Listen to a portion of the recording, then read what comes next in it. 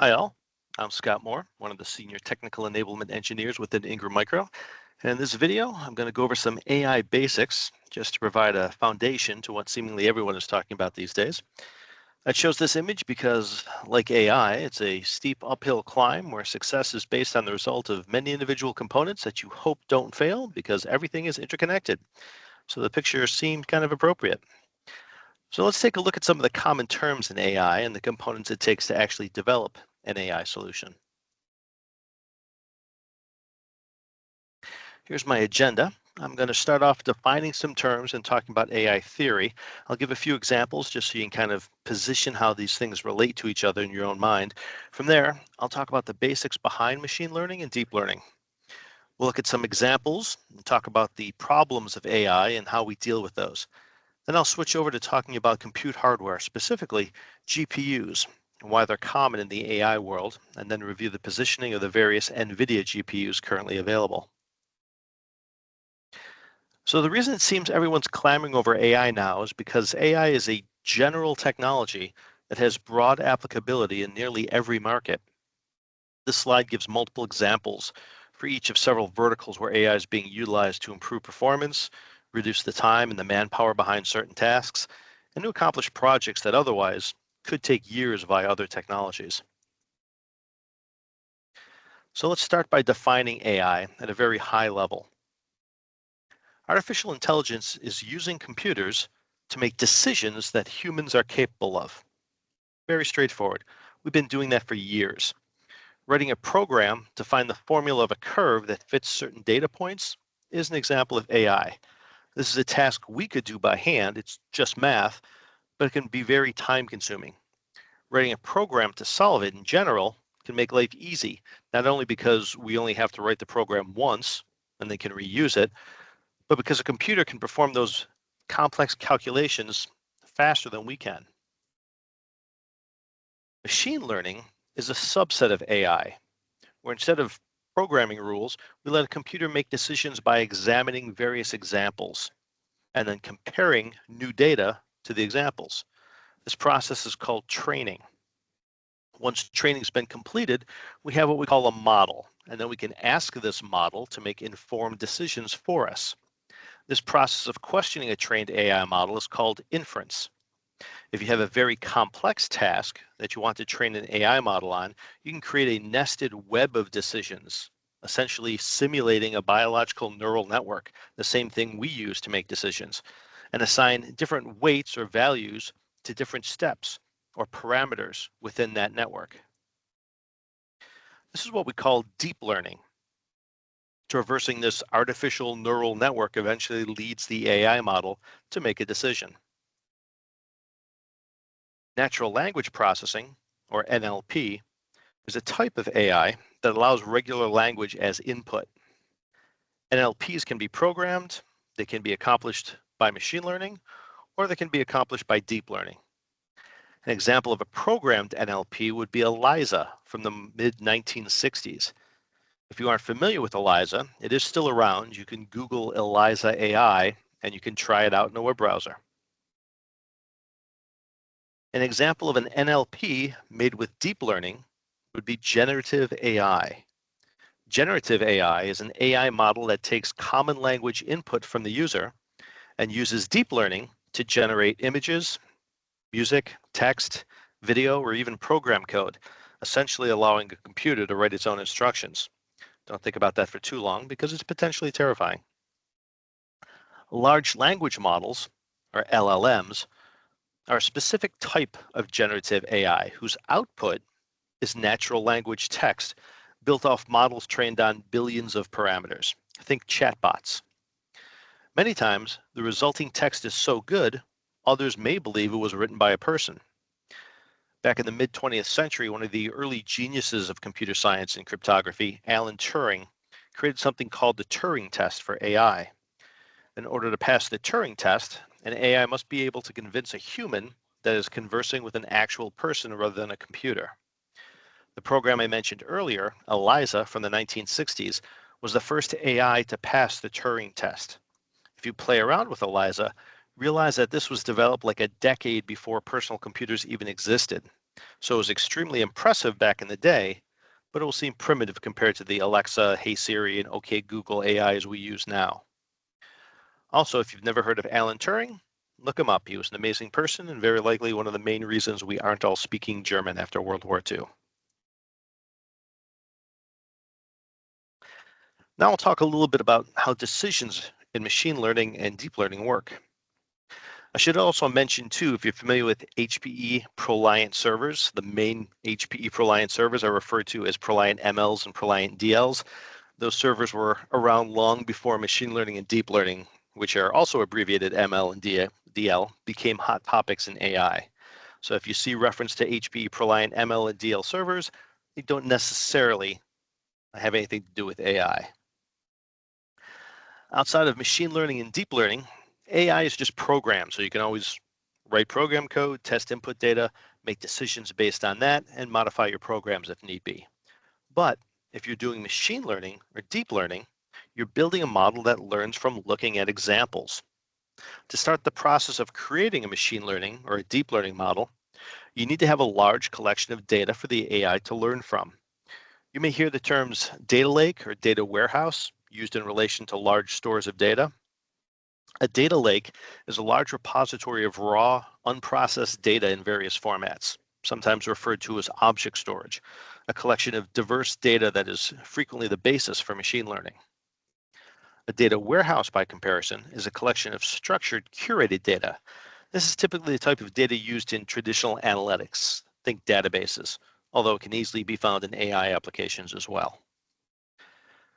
Now, a machine learning or deep learning solution does not have to be built from scratch. There are many open source, fully trained models, such as chatbots, that can be downloaded and used on their own with or without modification. I mention this just so folks realize that every machine learning or deep learning opportunity is not necessarily going to involve doing everything we're talking about in these examples. Many may just be modifying an existing model rather than creating anything from scratch. Anyway, if we are creating our own model from scratch, once we compile the data we wish to build our AI from, we move on to the training phase. This is where the AI builds its model by examining all the data we provided it. This is the most compute-intensive part of the AI process. The investment cost of the computer resources at this stage is just one of the reasons many businesses find AI prohibitive to implement. This is also the reason, like I just mentioned, that some will just repurpose an existing model rather than create their own. Once we've let the AI train to whatever we think is some sufficient point, we have a fully trained AI model that we can begin issuing queries against. That brings us to the inferencing phase. Once we've built a trained model, inferencing, although it's still compute intensive, requires significantly fewer resources than training. Hopefully at this phase, our trained AI model produces appropriate output to everyone that's utilizing it, but that's hardly ever the case. In fact, AI failure is so common, we have a name for it. Actually, we have two names for it. A hallucination, which technically means a false sensory experience, is the term most frequently used to describe an invalid AI response. Although confabulation, which means a false memory based on inaccurate information, is becoming the more preferred term for an AI error. So what do we do when this happens? Or when the AI model starts off well, but eventually begins to drift into less useful responses? Well, there's several things we can do. One is to retrain the model. Let it iterate through the original data, possibly with additions, gradually picking up more details that it may have originally missed. This may not always be helpful forever. It is possible that the AI gets to the point of gleaning all the information it can possibly glean from the data set you've given it. So let's look at some examples where retraining may not be the only method we want to use to improve our results. I'm going to use some really weird examples here, but stick with me because I'll illustrate my points. So let's say we're looking to build a trained AI model that can recognize pets, domesticated animals. At the start, the AI can recognize cats and dogs, the two most common pets, and it will classify any image it sees as either a cat or a dog or other. So we start with a huge database of photos and videos of cats and dogs, which should be fairly easy to find on the internet, each with metadata indicating if that image depicts a cat or a dog or something else. We train the AI on this collected data set, and it begins to recognize characteristics of both animals, like pointy ears versus floppy ears, long snouts versus short snouts, variation in physical size, prominence of whiskers, etc.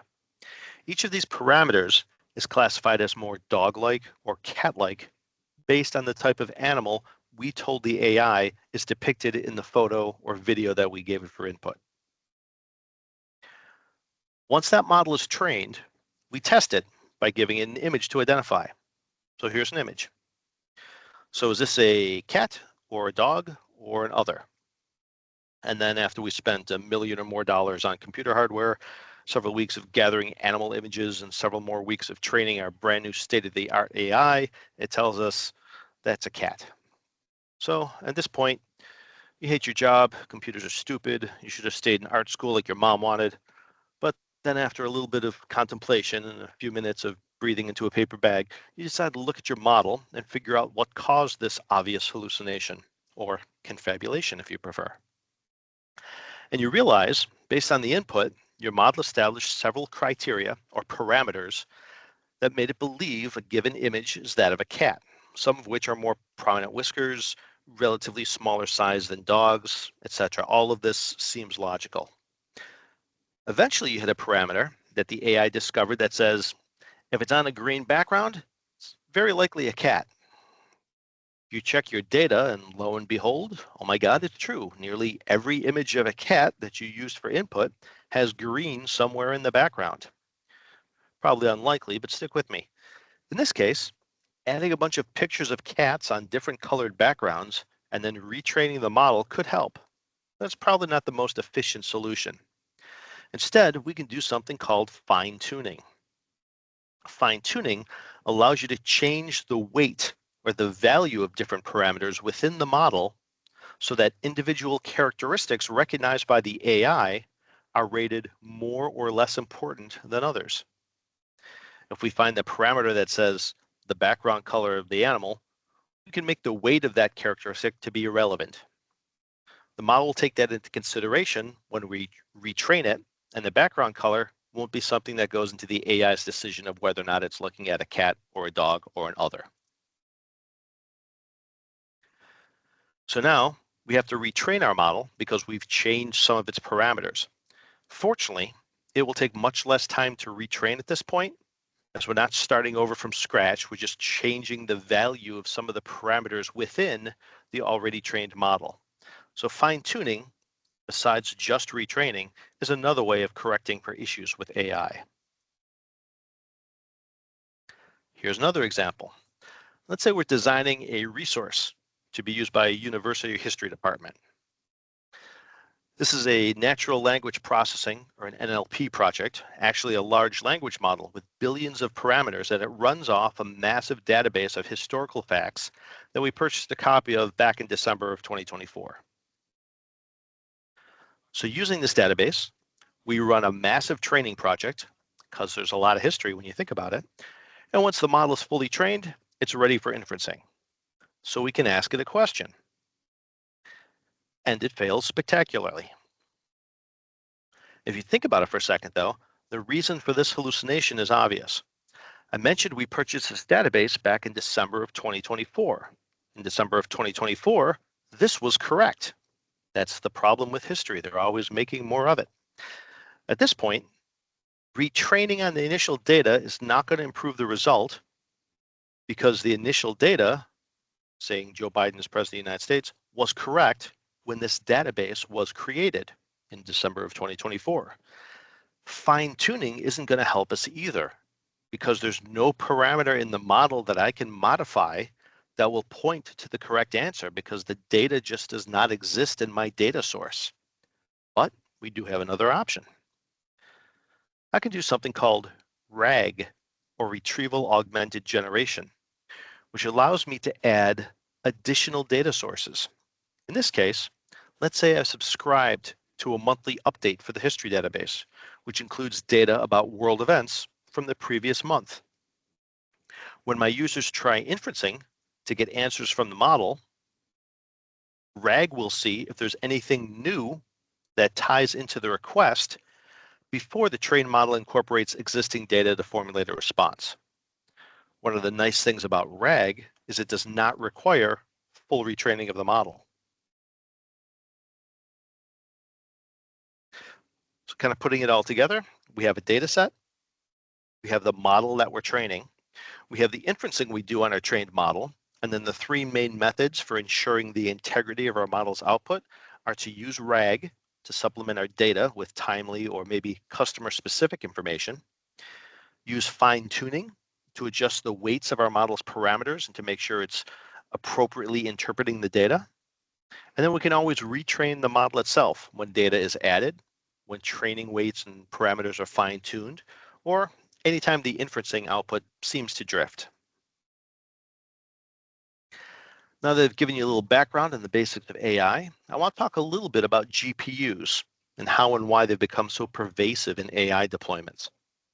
The two primary devices used for compute are CPUs, or central processing units, or traditional processors, and GPUs, or graphics processing units.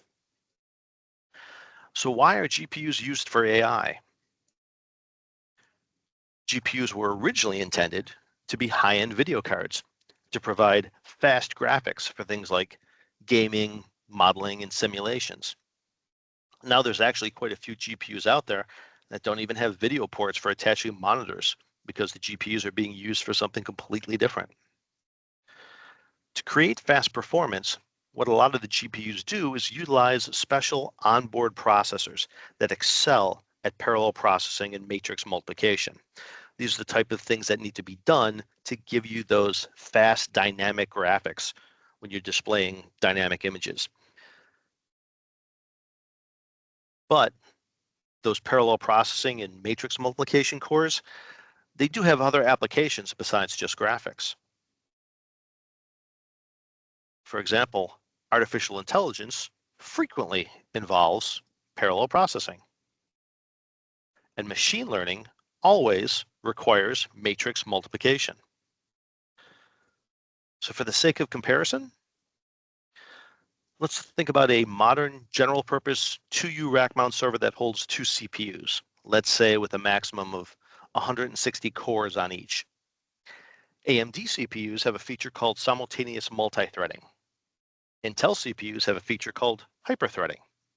Both of these features allow a single CPU core to process two tasks or two threads at a time. So this theoretically fully loaded rack mount server we're talking about can essentially provide 640 virtual cores of processing.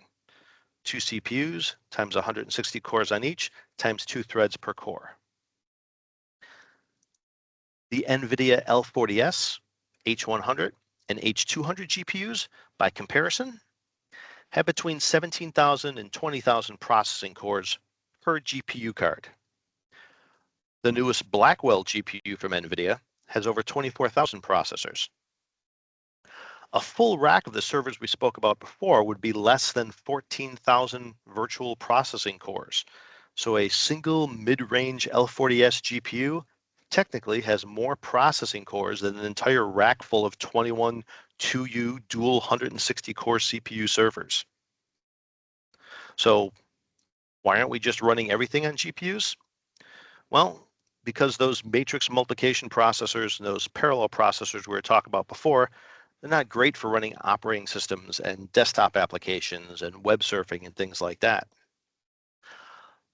Of the processor cores on NVIDIA GPUs, a little over 95% of them are parallel processing cores, also known as CUDA cores.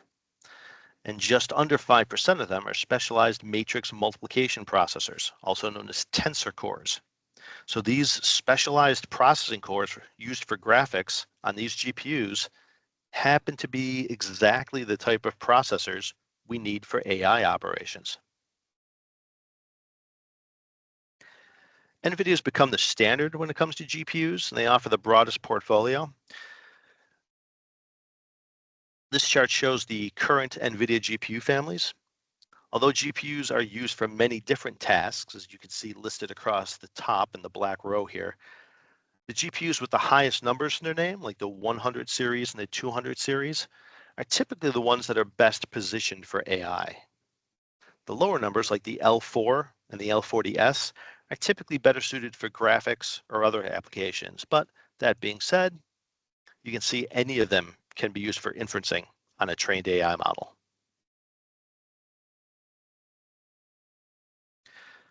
The top two rows of this chart show where different GPUs stack up against each other based on the billions of parameters a natural language processing model is using, or if you're doing generative AI to produce images or videos. Having multiple GPUs in the system gets you additive performance, which is why you'll see multiple GPUs used in AI systems, depending on the number of parameters or the size of the model. The GH200, the very top row, we haven't mentioned yet, but that is a super chip. It consists of both a Grace CPU manufactured by NVIDIA and an H200 GPU, also manufactured by NVIDIA on the same chip. And that brings me to the end of what I wanted to cover. Thanks for watching, and I hope you found that useful.